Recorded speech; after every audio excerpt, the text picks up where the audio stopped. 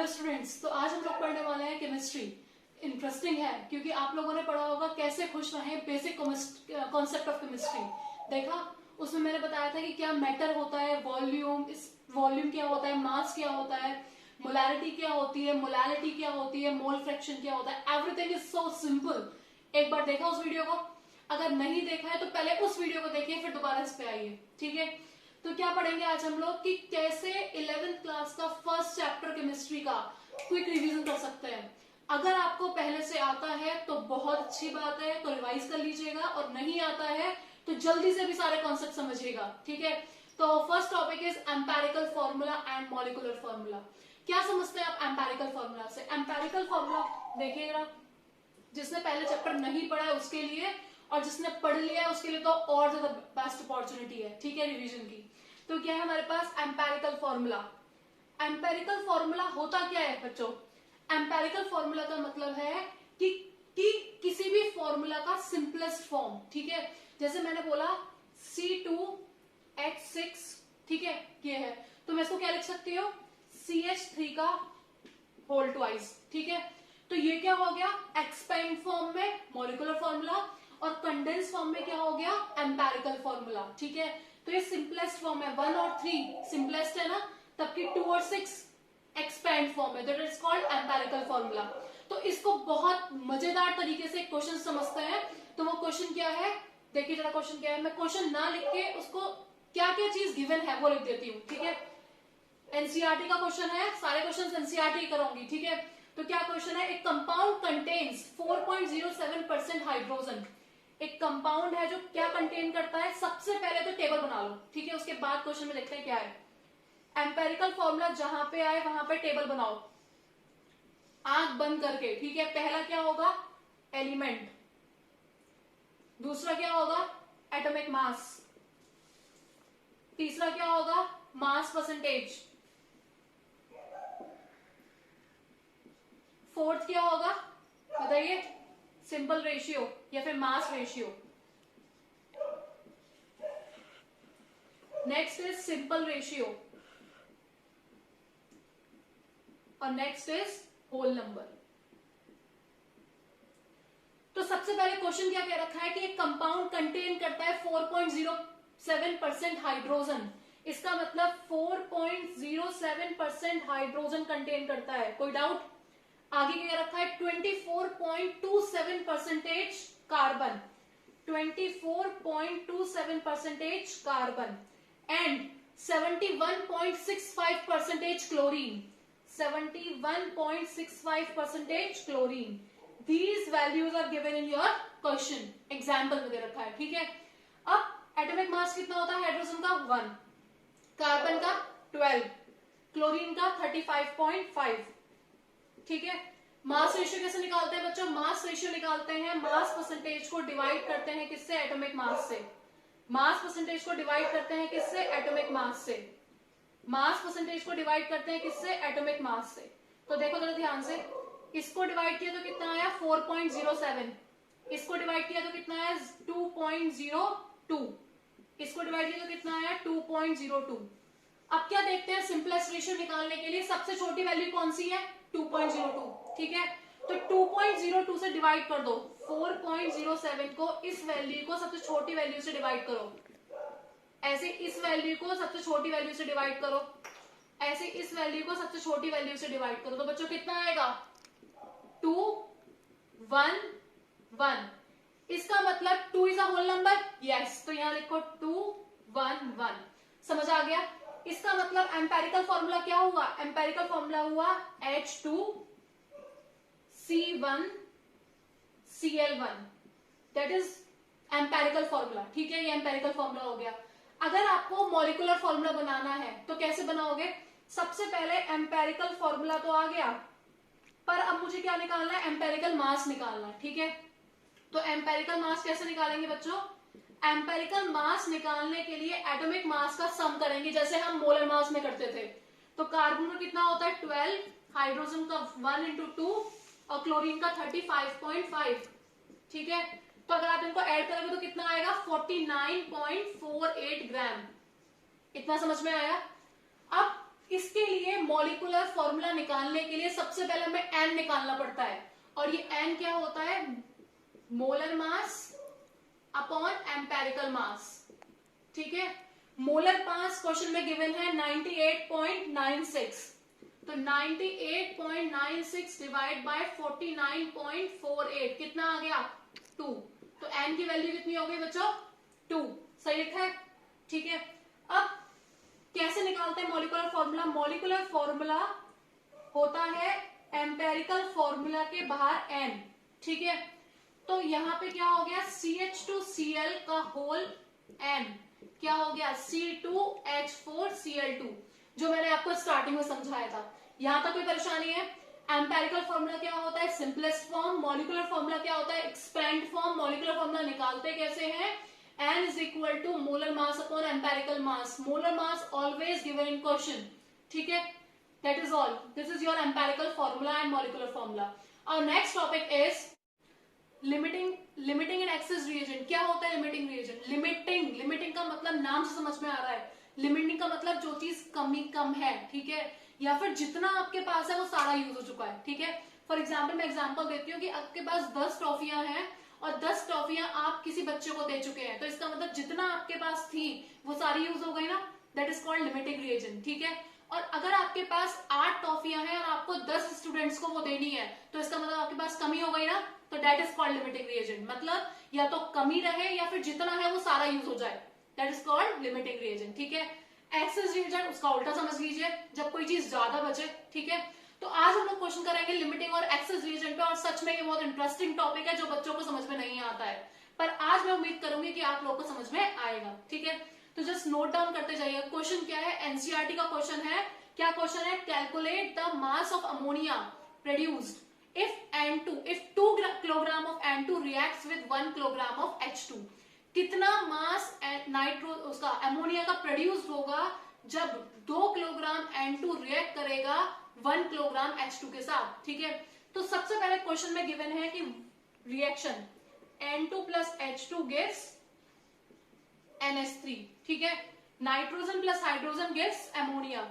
यहां पे सबसे पहले पहला पॉइंट है बैलेंस करो रिएक्शन को, तो बैलेंस करेंगे तो क्या आएगा ये। ठीक है ना, ये क्या होगा, 14 gram of nitrogen reacts with 6 gram of hydrogen, atomic mass होगा ये। ठीक है, तो सबसे पहला हमारा मेन कॉन्सेप्ट क्या है कि फाइंड आउट करो कि लिमिटिंग रिएजेंट क्या है और एक्सेस रिएजेंट क्या है। ठीक है, तो कैसे निकालेंगे कि 14 ग्राम ऑफ नाइट्रोजन रिएक्ट्स करता है 6 ग्राम ऑफ हाइड्रोजन के साथ, तो 1 ग्राम कितने से करेगा बताओ, 6/14। ठीक है, तो क्वेश्चन में कितना गिवन है, नाइट्रोजन 2 किलोग्राम और हाइड्रोजन कितना गिवन है, 1 किलोग्राम क्वेश्चन में गिवन है। ठीक है, तो 2 किलोग्राम कितने के साथ रिएक्ट करेगा, तो क्या लिखेंगे, 2000 gram is equal to 6/14 into 2000। ठीक है, तो इसका आंसर क्या आएगा सॉल्व करके, 428.6 ग्राम ऑफ हाइड्रोजन। इसका मतलब आपके पास गिवन कितना है, 1 किलोग्राम, और कितना रिएक्शन में यूज हो रहा है, 428.6 ग्राम। इसका मतलब क्या समझे कि आपके पास दे बहुत सारा रखा है पर यूज कम हो रहा है, इसका मतलब ये कौन सा रिएजेंट हुआ, access reagent. Just write down it कि ये क्या है, hydrogen is the access reagent. यहां तक कोई परेशानी किसी को अगर है तो कमेंट कीजिए, कोई भी टॉपिक समझ में ना आए तो यू कैन कमेंट मी। ठीक है, समझ आ गया, तो एक्सेस रिएजेंट निकल गया ये। अब मुझे क्या निकालना है, मास ऑफ अमोनिया प्रोड्यूस्ड, कितना मास अमोनिया का प्रोड्यूस्ड होगा। अगर आपके पास एक्सेस रिएजेंट आ गया है तो अब आप लिमिटिंग रिएजेंट की हेल्प से अमोनिया का मास निकाल सकते हैं। ठीक है, तो कैसे निकालेंगे ध्यान समझिए, ये नोट डाउन करते जाइएगा हाथ के हाथ। ठीक है, तो हमारे पास लिमिटिंग रिएजेंट क्या है, नाइट्रोजन, तो क्या लिखेंगे, 14 ग्राम ऑफ नाइट्रोजन प्रोड्यूस्ड। कितना 14 ग्राम प्रोड्यूस करेगा नाइट्रोजन, ये कितना होगा, 34 ग्राम। एटॉमिक मास को सम करोगे 34 आएगा। ठीक है, 34 ग्राम ऑफ NH3, तो 1 ग्राम कितना करेगा, 34/14। ठीक है, तो क्वेश्चन में कितना गिवन है, 2 किलोग्राम, तो 2000 ग्राम कितना करेगा, 34/14 इंटू 2000, और कितना आंसर आएगा, 2428.57 ग्राम। इसका मतलब इतना अमोनिया प्रोड्यूस्ड होगा इस रिएक्शन में। किसी को कोई डाउट है, समझ आ गया कि लिमिटिंग रीजन क्या होता है, एक्सेस रीजन क्या होता है, नोट डाउन कीजिए। और नेक्स्ट टॉपिक है, नेक्स्ट टॉपिक क्या है, मोलारिटी। मोलारिटी क्या होता है, molarity is equal to number of moles of solute dissolving per litre of the solution. ठीक है, लिख के बता देती हूँ, समझ में नहीं आया हो तो। ये पहली वाली वीडियो में है, देखा आपने, नहीं देखा तो पॉज करिए और जाइए पहले वाली वीडियो पे, समझिए। N2 is equal to, molarity is equal to N2 upon V in solution.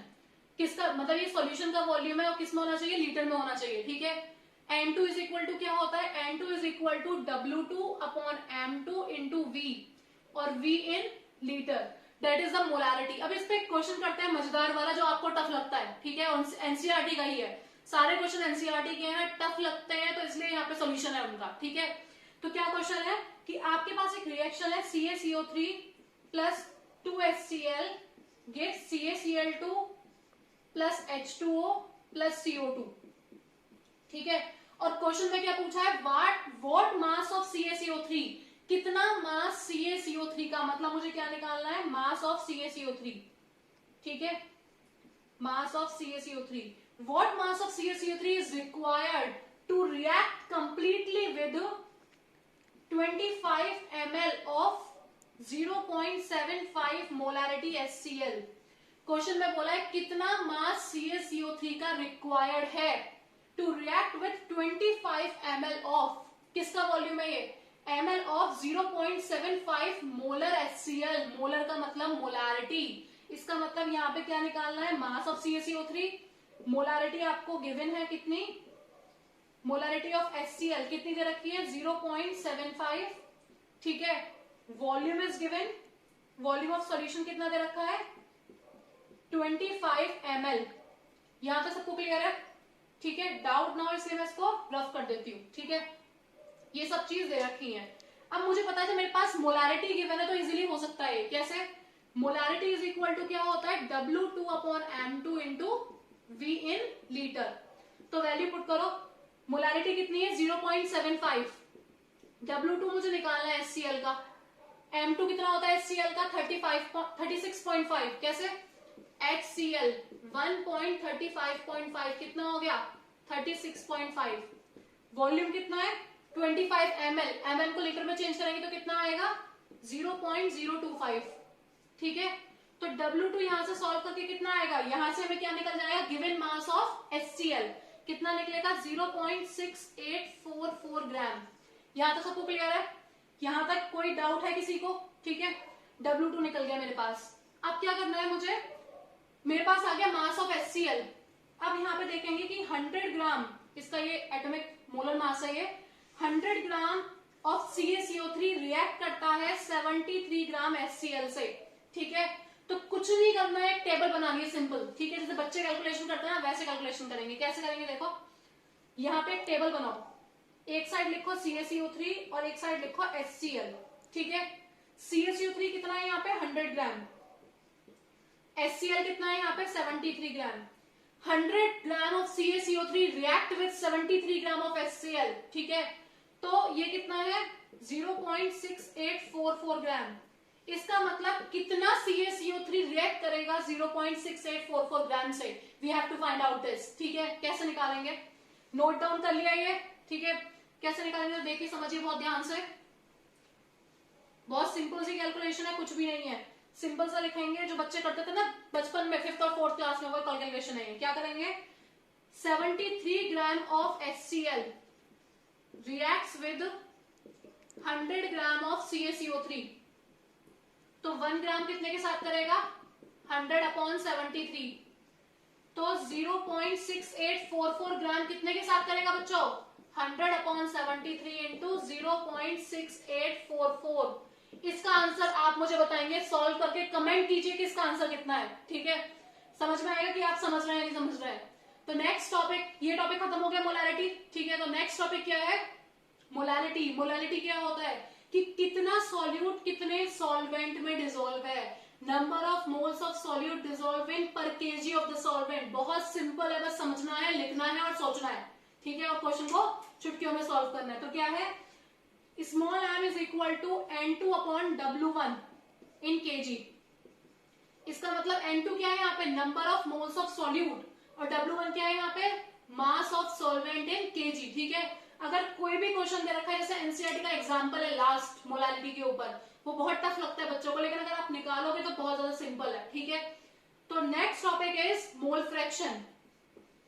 ठीक है, मोल फ्रैक्शन क्या है, बहुत अच्छा सा कॉन्सेप्ट है। क्या कि मोल फ्रैक्शन होता क्या है, मोल फ्रैक्शन ऑफ, अगर मुझे सॉल्यूट निकालना है, इसका मतलब अगर मुझे x2 निकालना है तो क्या होगा, n2 upon n1 plus n2, number of moles of solute divide by number of moles of solution.